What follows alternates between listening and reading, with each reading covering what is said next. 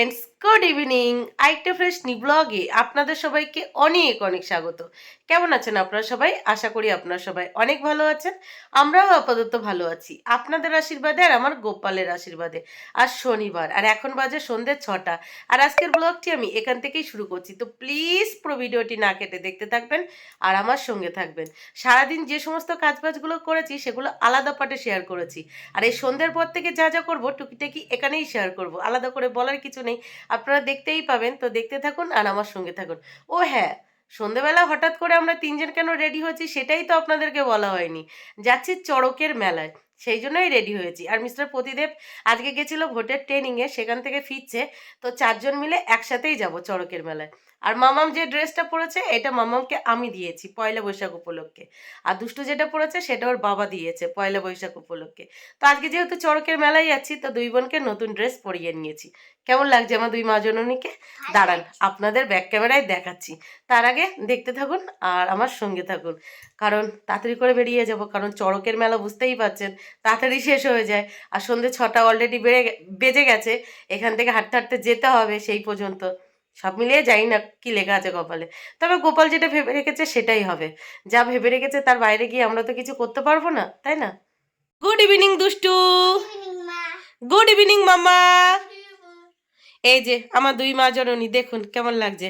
মামামকে কত বড় বড় লাগছে না? মনে হচ্ছে মামাম কত বড় হয়ে গেছে, আমার মায়ের মতো লাগছে। দেখুন আমার মাই তো, আমার ছোনা মা, আর এটা হলো আমার দুস্তু মা। চলো, বাবা ওয়েট করছে। বাড়ি থেকে বেরিয়ে দুই মেয়েকে সাথে নিয়ে পাক্কা 15 থেকে 20 মিনিটের হাঁটা পথে পৌঁছে গেছি জিঞ্জিরা বাজারের একটু ভিতরে। এখানেও চড়ক হয়, একদম রাস্তার উপরেই হয়। দেখুন এখন কাটা জাব হচ্ছে, আর কাটা জাবের আগে হরিণ উঠ হচ্ছে, সেটাই দাঁড়িয়ে দাঁড়িয়ে দেখছিলাম। আর এর মধ্যেই চলে এসেছে মিস্টার প্রতিদেব। মিস্টার প্রতিদেব বলে দিয়েছিল এখানেই দাঁড়াতে। আর এখানে কিন্তু মেলা বসে না, আর আমরা কিন্তু এই জায়গার উদ্দেশ্য করে আসেনি, যে জায়গার উদ্দেশ্য করে এসে এইখানে যাব তার আগে এখানে একটু কাটা জাবটা দেখে নিচ্ছিলাম। কারণ আমরা যেখানে যাব সেখানে আবার এইভাবে কাটা জাব হয় না, অন্যভাবে হয়। দেখুন ওই যে সন্ন্যাসী দাঁড়িয়ে আছে, এই যে কাটা জাব হয়ে গেল। আর এখানে প্রচণ্ড ভিড়, প্রচণ্ড ভিড়। দাঁড়িয়ে যে একটু ঠিকঠাক করে যে ভিডিও করব সেটাও করা যাচ্ছিল না, এত ঠেলাঠেলি হচ্ছিল। দেখতে পাচ্ছেন চারি সাইডে কত ভিড়, পুরো রাস্তার উপরেই এই অনুষ্ঠানটা হচ্ছিল। তো ওখানে কাটা জাব দেখলাম, হরিণুট দেখলাম, তারপরে এই যে হাঁটা পথে চলে এলাম আমরা যে জায়গায় চড়ক মেলাটা দেখব বলে বাড়ি থেকে উদ্দেশ্য করে বেরিয়েছিলাম।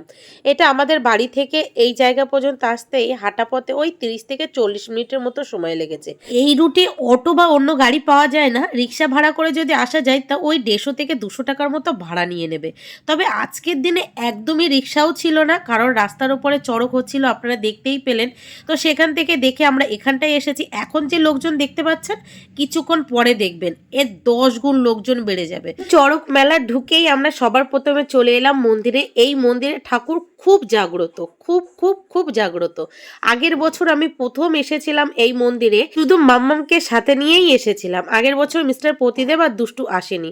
তো আগের বছর পুজোর সময় এখানে যে মূল সন্ন্যাসী হয়েছিল সেই সন্ন্যাসী মাম্মামকে আশীর্বাদ করে দিয়েছিল, আর বলে দিয়েছিল পরপর 3 বছর এই মন্দিরে এই চড়কের দিন নিয়ে আসতে। আজকেও নিয়ে এসেছি, সেই কারণেই সেই মূল সন্ন্যাসীর সাথে কথা বলে নিয়েছি। বলেছে যখন ত্রিশূল পোড়ানো হবে, পোড়ানোর পর মামামকে নিয়ে যেতে, মামামকে আর দুষ্টুকে আশীর্বাদই দিয়ে দেবে। তো যাই হোক, দেখুন এখানে এই যে এখন হরিণুট হচ্ছে, আর পরেই ত্রিশূল পোড়ানো হবে। আমার বাপের বাড়ির সাইডে চড়ক কিন্তু একদমই অন্যরকম হয়। আমি অনেক ছোটবেলায় বাবা মায়ের সাথে একবারে গেছিলাম চড়কের মেলাতে, মনে আছে, অন্যরকম হয়, এরকম ঠিক হয় না। বিয়ের পর অনেক কবার ভেবেছিলাম যে বাপের বাড়ি যাব, ওখানে কেমন চড়ক হয় সেটা দেখব, কিন্তু দুর্ভাগ্যবশত সেটা আমার এখনও দেখা হয়নি। জানি না আমার ভাগ্যে আছেও কি না কোনো দিন। তো চলুন এখানে যেটা দেখতে পাচ্ছি সেটাই দেখি। এরপরে হবে ত্রিশূল পোড়ানো, ত্রিশূল পোড়ানোর পর হবে মালা বদল, তারপরে আরও অনেক রিচুয়াল হবে। আপনারা দেখতে থাকুন, পুরোটাই আমি এখানে শেয়ার করব। হয়তো গুছিয়ে আপনাদেরকে বলতে পারবো না, কারণ আমি সমস্ত রিচুয়াল সম্পর্কে নিজেও জানি না ঠিকঠাক করে, সেই জন্য ঠিকঠাক করে হয়তো বলতে পারবো না, কিন্তু পুরোটাই আপনাদেরকে দেখাবো। এই যে দুষ্টু দেখতে পাচ্ছিল না দেখে বাবার কোলে উঠে দাঁড়িয়েছে, আর মামাম আমি এই যে দাঁড়িয়ে দাঁড়িয়ে দেখছিলাম। এর মধ্যেই দুষ্টু আর মামাম বলল মা আইসক্রিম খাবো। আর মিস্টার প্রতিদেবের কাছে যেই আইসক্রিম খেতে চেয়েছে সেই বলছে না আইসক্রিম খাস না, ঠান্ডা লেগে যাবে। আমি ছাড়ো তো, চড়কের মেলায় এসেছে আইসক্রিম খাবো না, সেটা কখনো হতে পারে? আর আমার নিজেরও একটু আইসক্রিম খেতে ইচ্ছা করছিল, তো নিজে চলে গেলাম। নিজে চলে গিয়ে এই যে চারজনের জন্য 4টে আইসক্রিম কিনে নিলাম।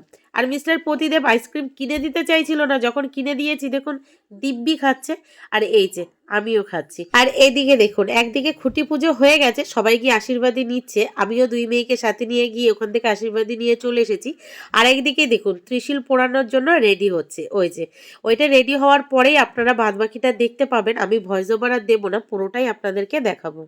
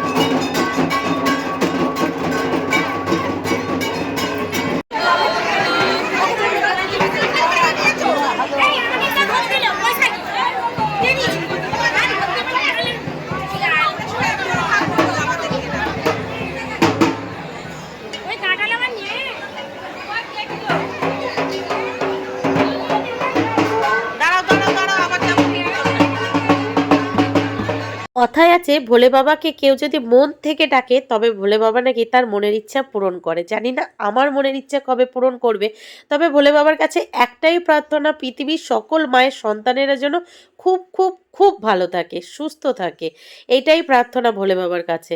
তো এখানে ত্রিশূল পরানো হয়ে যাবার পর দুই মেয়েকে সাথে নিয়ে চলে এসেছিলাম মূল সন্ন্যাসী সেই গরম ত্রিশূল দিয়ে দুই মেয়েকে মিশ্রা প্রদীপকে আমাদের সবাইকে আশীর্বাদ করে দিয়েছে।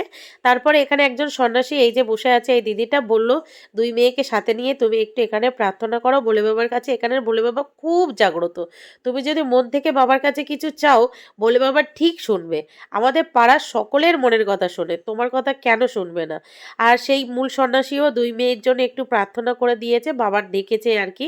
তারপরে এই যে দেখুন এখন হচ্ছে মালা বদল, এইভাবে মালা বদল হয়, একজন সন্ন্যাসীর মালা আরেকজনের কাছে থাকবে, আরেকজনের তা আরেকজনের কাছে, দেখুন মালা চেঞ্জ হচ্ছে কিন্তু এইভাবে আকন্দ ফুলের মালা চেঞ্জ করা হয়, এটাকে বলে মালা বদল। আমি যখন আগের বার এসেছিলাম তখন দেখেছিলাম, আমি ভেবেছিলাম এই মালা মনে হয় গলায় পরানো হবে, গলায় পরানো হয় না, এরকম ঠিক হাতে হাতে চেঞ্জ করা হয়। অন্যান্য জায়গায় চড়ক মেলা দেখবেন সচরাচর ওই 7টার মধ্যে কিন্তু শেষ হয়ে যায়, আর এইখানের চড়ক মেলা রাত 10টা 11টা পর্যন্ত চলতে থাকে, কারণ 8টা 9টা দল আসে যেহেতু, আর এক একটা দল আসে আর এক একটা রিচুয়াল শেষ করতে করতে তাদের অনেকটা টাইম লেগে যায়, সেই জন্য এখানের মেলা অনেক রাত অবধি হয়। আর দেখেছেন কত লোকজন, আরও যত রাত হবে তত ভিড় বাড়বে। তো দুই মেয়েকে জিজ্ঞাসা করা হলো তারা কি খাবে, তো বললো গোলা খাবে, তো এই যে গোলার দোকানে দাঁড়িয়ে পড়েছি।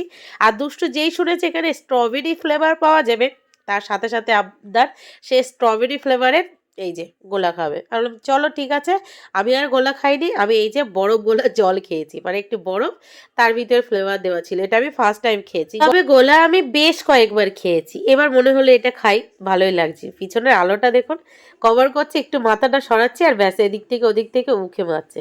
আর দুই মেয়ে দেখুন কি আনন্দ করে গোলাটা খাচ্ছে। আর মিস্টার প্রতিদেব ওনার কাছে যদি ঠান্ডা কিছু খেতে চাওয়া হয়েছে একটাই বক্তব্য, খাবে না, গলা ধরে যাবে, তোমার ঠান্ডা লাগার ধাত আছে।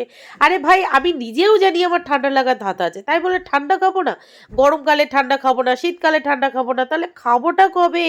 আরে হ্যাঁ হ্যাঁ হ্যাঁ, চড়ক মেলার মূল আকর্ষণ কি ছিল বাচ্চাদের জন্য সেটাই তো আপনাদেরকে বলাই হয়নি। সেটা ছিল মিকি মাউস আর জাম্পিং আর বাচ্চাদের যে খেলনা গাড়িগুলো সেগুলো। আর দুঃখের বিষয় কি জানেন, সেখানে মাম্মামকে নেয়নি। আর সেই জন্য দুষ্টুকে আর দিইনি, কারণ দুষ্টু যখন ওগুলো চড়বে বা খেলবে তখন মাম্মামও বায়না করবে, সেই জন্য দুষ্টুকে আর দেওয়া হয়নি। আর মাম্মামকে ওখান থেকে বলছে আপনার মেয়ের 12 বছর বয়স হয়ে গেছে, হবে না। আমি বললাম 12 বছর হতে এখনো বছরখানেক বাকি আছে। শুনলো না তো শুনলো না, কি আর করবো, দুই মেয়েকে সাথে নিয়ে চলে এলাম পাপড়ি চাটের দোকানে। মাম্মাম বলল পাপড়ি চাট খাবে। দুষ্টু প্রথমে খেতেই চাইছিল না, সে খুব কান্নাকাটি করছিল ওই যে মিকি মাউস চড়বে বলে, দিদির জন্য চড়তে পারলো না। তারপরে যখন দেখলো বাবা দিদির জন্য পাপড়ি চাট অর্ডার করেছে, ওর জন্য আর বলছে না, তখন সেও বললো খাবে। আমি বললাম চলো ঠিক আছে। 2 প্লেট পাপড়ি চাট নেওয়া হয়েছিল, দুই মেয়ে আর মিস্টার প্রতিদেব খেয়েছিল, আমি আর খাইনি, কারণ আমার পেটটা ভরে গিয়েছিল। ওই যে 1 গ্লাস বরফ জল খেয়েছিলাম, তার আগে একটা আইসক্রিম খেয়েছিলাম, সেই জন্য আলাদা করে আর কিছু খেতে ইচ্ছা করছিল না। আর বাবার এখানে এসে এত মন ভরে আজকে খুব ভালোভাবে পুজো দিতে পেরেছি, আমার নিজেরই মন থেকে কেমন শান্তি লাগছিল। বিশ্বাস করুন, এখানে যে মূল সন্ন্যাসী ছিল আর বাদবাকি যে সন্ন্যাসী হয়েছিল যারা, যখন মাম্মামকে আর দুষ্টুকে নিয়ে গেছি, এত সুন্দর করে ওদের প্রার্থনা করেছে, ভোলে বাবার কাছে ডাক দিয়েছে, আমার এত শান্তি লাগছিল, সেটা ভেবেই নিজেকে কেমন অন্যরকম লাগছিল, যার জন্য আর অন্য কিছু খেতেই ইচ্ছা করছিল না। খুব ভালো লাগছিল আর কি। কি বলবো, যেটা ভাষায় বোঝাতে পারবো না আপনাদেরকে, যে দুই মেয়ের জন্য কেউ এত মন থেকে এতজন মিলে প্রার্থনা করেছে, বিশেষ করে মামামের জন্য। খুব শান্তি লাগছিল, খুব শান্তি লাগছিল। শুধুমাত্র আমার মামামের কথা ভেবে ভোলে বাবার কাছে এতজন মিলে এত প্রার্থনা করেছে, খুব শান্তি লাগছিল। রাত্রে 10টার কাছাকাছি বাজে, চড়কের মেলা গিয়ে অনেক আনন্দ করলাম, সাথে হলো অনেক খাওয়া দাওয়া। সব মিলিয়ে বাড়ি এলাম। বাড়ি এসে সবার প্রথমে দুই মেয়ে চেঞ্জ করে ওরা হাত মুখ ধুয়ে নিয়েছে, তারপর আমি আর মিস্টার প্রদীপ চেঞ্জ করে হাত মুখ ধুয়ে এই জাস্ট বসেছি। আর নিয়ে এসেছি কি জানেন, মালপোয়া আর জিলাপি। পরে খাবো, কালকে খাবো। তো যাই হোক, চলুন আজকে ব্লগটি এই পর্যন্তই। দেখা হচ্ছে কাল সকাল থেকে আরেকটা ফ্রেশ নিউ ব্লগে। আজকে বছরের শেষ দিন, 1430। 1430 তো, 1430 তো তো খুব সম্ভব 1430 সাল শেষ, কালকে 31 শুরু হবে। আমি জানি না ঠিক না ভুল। তো যাই হোক, চলুন টাটা। নতুন বছরে নতুন সকালে দেখা হচ্ছে। Tata, good night. 1 বছর পরে দেখা হচ্ছে।